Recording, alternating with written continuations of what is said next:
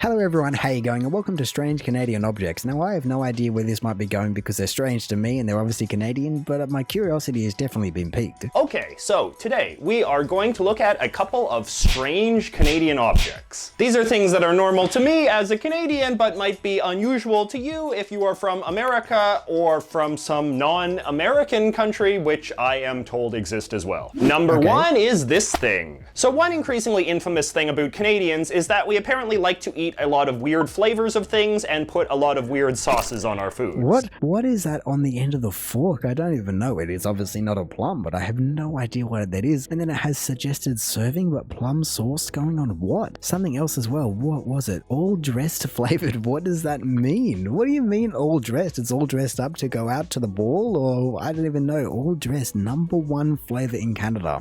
Wow. What does all dressed mean? Find out on something? I don't even know. Oh, okay, on back. Okay, well, obviously I can't turn the packet around, so I just have to live in, well, not have my curiosity and my answers answered. But first of all, I think it's going to be a good idea. I just have to try and look at this and go, what could that possibly be? Every single time we see an object, I'll try and guess what it is. I mean, I don't know, it looks like a perfume bottle, if I'm honest, or otherwise some kind of miniature spirits bottle. I mean, given the fact that I saw it was food, or possibly food related, I do have a bit of a leg up, but I wouldn't know what it is in terms of dressing, or wow, no idea. So one increasingly infamous thing about Canadians is that we apparently like to eat a lot of weird flavors of things and put a lot of weird sauces on our food, such as vinegar. This is a Canadian vinegar bottle, which you often get at the table at a Canadian sit-down restaurant alongside the standard salt and pepper and ketchup and House of Parliament sauce. Whoa, okay then, just calm down. Salt, pepper, tomato sauce, or actually I guess it's ketchup because it's not the same. And then, what did he say? Something House and Pepper? And House of Parliament sauce. House of Parliament. Okay, that's a little bit different to House and Pepper. I was like, what? But then that's a British sauce. Okay, anyway, I have definitely seen that in terms of the UK, but it makes sense or I can understand, but it's still a little bit surprising that Canada has it. But I just have to take this back to the fact that that's a vinegar bottle. I guess I've certainly heard about vinegar and you get salt and vinegar chips, but I never expected to be in that kind of form. A lot of Canadians, particularly older Canadians, really like slathering vinegar all over everything, particularly French fries. My father, for instance, loves to cover everything he eats in vinegar, but I think it's pretty gross. Yeah. I didn't have any vinegar, so I had to fill this with 7-Up. All right, so for number two, let us hang on a second. check. I didn't know that vinegar and maple syrup was the same thing, because I've heard that, you know, some people disagree, but some people say, yeah, I've done it. And that was in relation to maple syrup, but I've never seen someone just vinegar, but I think it's pretty gross. Like this. All right, so for number two, let us check this out. No, it is not Canadian money, it is Canadian Tire money. Canadian Tire is this very horrible chain of hardware stores in Canada, and I'm not exaggerating. They literally did this big special on Canadian TV a few years ago asking Canadians which store they hated shopping at the most, and the second most hated store was Canadian Tire. Oh no. This is because Canadian Tire stores are always a horrible mess and smell weird, and there is never anyone around to help you with anything. If you are from Canada, please post in the comments agreeing with me because you know it's true. Okay, well, you've got the maple leaf on top of a Dorito triangle, but overall, does that mean it started out as a tire and wheel place, but now it's like a Kmart kind of place? Because when you went inside the store, I don't know if he did or someone else did, yeah, you can see that they've got microwaves and toasters or something. I don't really know what's in there, but overall the fact that it smells weird, like compared to other places, that's strange. There's never anyone around to help you with anything. If you are from Canada, please post in the comments agreeing with me because you know it's true. But anyway, in order to make shopping at Canadian Tire stores slightly less horrible, in the 1960s they invented this thing called Canadian Tire money. Every time you bought something at Canadian Tire, the cashier would give you back a tiny fraction of the money you spent in the form of Canadian Tire money. I think it's like 1% or something. I bought this spinner at Canadian Tire recently for about $10, and in return, I got 10 cents of Canadian Tire money. Whoa, he's a rich fella. Look at him. I want to see it. Let's see, does the camera ever not overexpose it? No. It says, what does it say? Something Canadian Tire limit, cash bonus, something. Okay. And then I guess I can only assume under this massively overexposed bit here, it says 10 cents. But no, that's so strange. To give it back in physical cash and not just, I don't know, give you a gift card and then you swipe it and it kind of accumulates it on that. That sounds like it'd be easier than doing this and losing cash. Or maybe they're just trying to bank it on people losing it, I don't know. Sense of Canadian Tire money. The idea is that by giving you Canadian Tire money, which you can spend at the store, they are forcing you to go back to Canadian Tire, which is ordinarily something people would not want to do. But the joke is on them because in reality, in my experience, all Canadians actually do is just stuff their Canadian Tire money in some drawer somewhere. They make it out of this high quality money style paper, so you feel guilty about throwing it out, but I mean, really, who cares? Oh wow, so it is actually paper, but it's meant to look semi-polymer based? I mean, I guess that's maybe because it's so shiny, but either way, you can obviously clearly rip it up. Now, speaking of heartless Canadian chain stores, number 3 is this cozy number. Now, way back in the day, a lot of Canadian land was owned by something called the Hudson's Bay Company, or HBC. The HBC was owned by... Holy moly, just look at the amount of land that they owned. Really, one company owned all of that. I mean, I guess maybe that was when, I forget his name. Anyway, when they first were coming over, was it French owned? It's blue, so maybe. But either way, that company, I've never heard of it before, but HBC, man, they must be some rich, rich people because look at the amount of land that they own. They own all of Canada, basically. The HBC was a British fur trading corporation that the British allowed to own their own land and run their own government in the northern half of North America. In the 1860s, the HBC sold all of their land to the Canadian government, and this is one of the reasons why Canada is such a gigantic country today. But anyway, in addition... How do you sell all of your land to a government? Surely the... Wait, what? So the British came over, claimed all of that. I wonder why they didn't claim the rest of it. Maybe they were just like, no, that's too cold for me. As soon as you go up above here into any of the green areas, so to say, you're just getting into purely just snow, basically Greenland territory. But then the fact that they sold it to a country or they sold it to a government, like the amount of money that you would be making from doing such a thing when you're selling, I don't know, 6 million square kilometers or something is ridiculous. And they didn't even own it in the first place. The Canadian government, and this is one of the reasons why Canada is such a gigantic country today. But anyway, in addition to trading fur and owning land, the HBC also sold a lot of provisions to the early Canadian pioneers, and the HBC is still actually around to this day, even though now it's just a crummy department store. But they're still selling blankets. HBC is still how the mighty have fallen. Actually around to this day, even though now it's just a crummy department store. But they're still selling blankets like these, which are called HBC blankets, which are the same kind of blanket that they sold in the pioneer days. I would say it is still a pretty common sort of blanket for Canadians to own. You can see it has these 4 different colored stripes on it. Is it a blanket? Because it almost looks like a towel to me. I just want to take it back when he kind of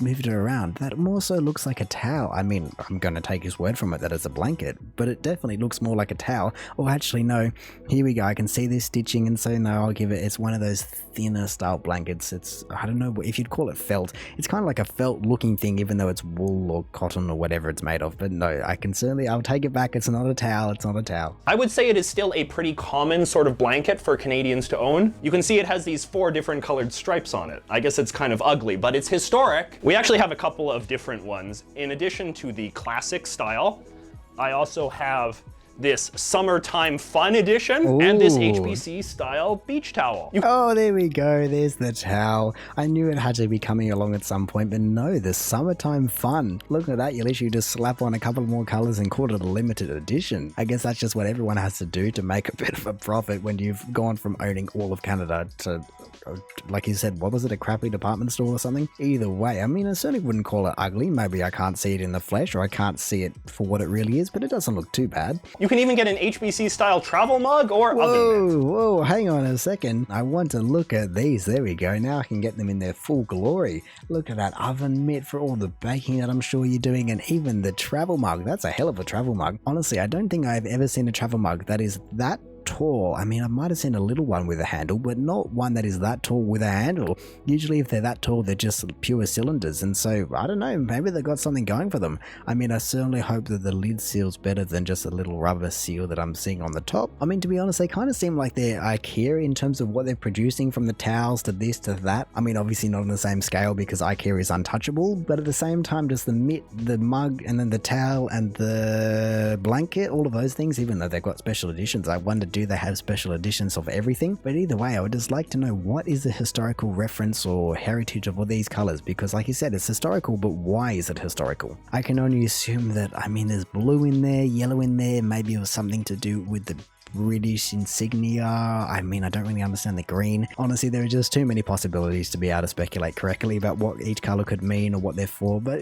feel free to let me know. I'd like to know. You know, just like the pioneers had. Number 4 is this bottle. This is what they used to call a stubby. Before the 1980s, you could only buy Canadian beer in a bottle like this. Oh, wow, that's weird because Australia still calls it a stubby. This is what they used to call a stubby. Before the 1980s, you could only buy Canadian beer in a bottle like this. Wow, it's so round. It's so, I mean, I guess it's probably easier to manufacture and things, but it's so round. But I never knew that that was the actual size of a stubby in terms of that beer. In the 1980s, you could only buy Canadian beer in a bottle like this. And really, it was actually quite recent, the 1980s. At one time, a lot of people would have probably listed these things as one of the biggest differences between America and Canada. But then in the 19- Oh, because what, does America have it in cans? What do they have it in before cans? Do they have it in these, or was it just a different shaped bottle? 1980s, all of the Canadian beer companies gave up on the stubby and started selling Canadian beer in American-style bottles like this. Ah, okay, so that's where we've got it from, pretty much that bottle. They apparently did this for a bunch of reasons, including to make beer more attractive to women. You can make of that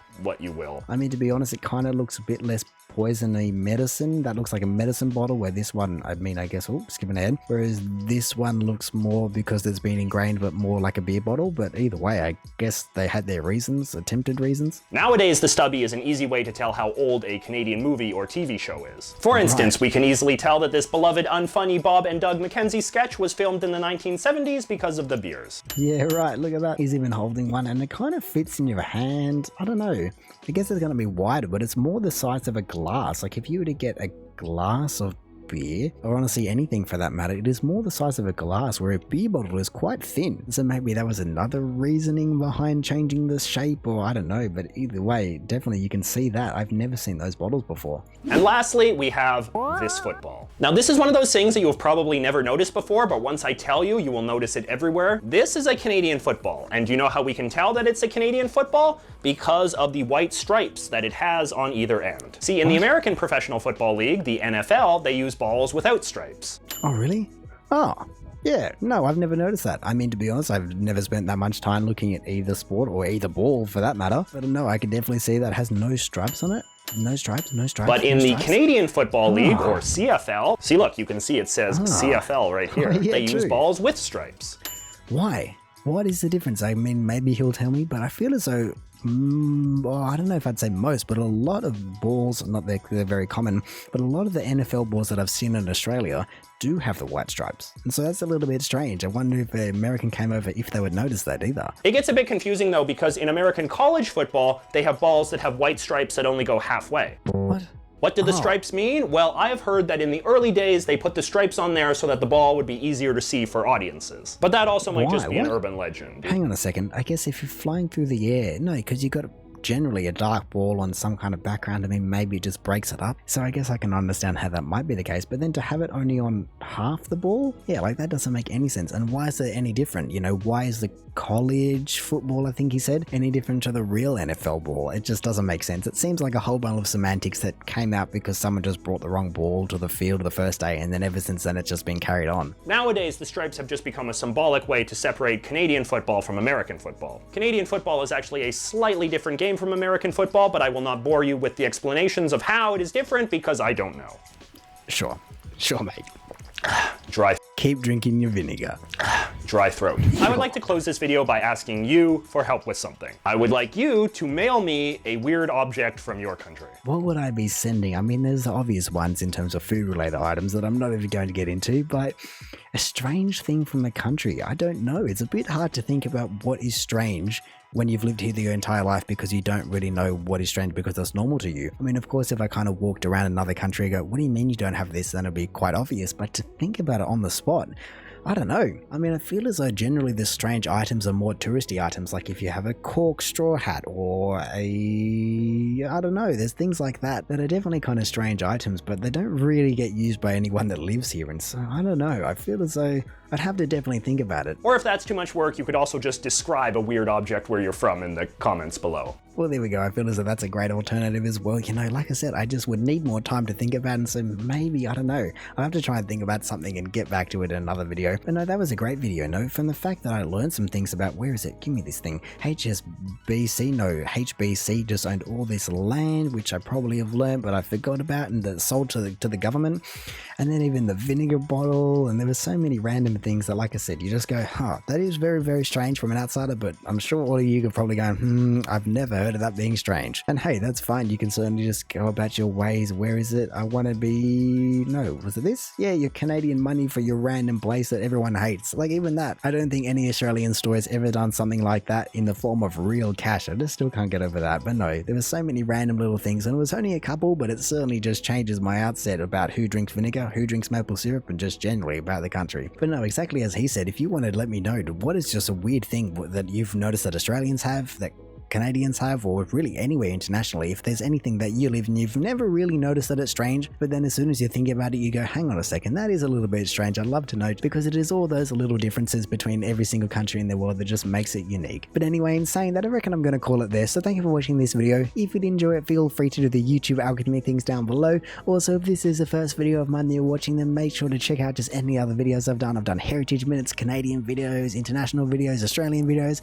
and also of course make sure to check out the original video in the description down below, or hey, maybe even just want to consider subscribing so that you don't miss another one of these in the future. But all in all, have a good one and see ya.